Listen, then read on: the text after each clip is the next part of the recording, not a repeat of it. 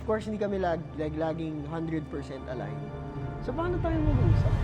Bibigyan ko kayo ng bagong pag-aawayan. Isa lang ang button. Yata ninyo eh. Yun Tama nga, ba? Isa lang po daw. Yung Paano balita yun? namin. So, Bato phone a friend kay Julie. Julie, sino? Really, ano na. Call a friend. Actually, ideally, kung isa lang yung button, dapat nag-uusap kami. Eh, pero hindi ba pag auditions, malakas yung sound. So, paano tayo mag-uusap? Ano nga, ganun nga talaga. Parang, So, pag nagano na sila, alam Alam na na namin. Alam na namin. Mm-mm.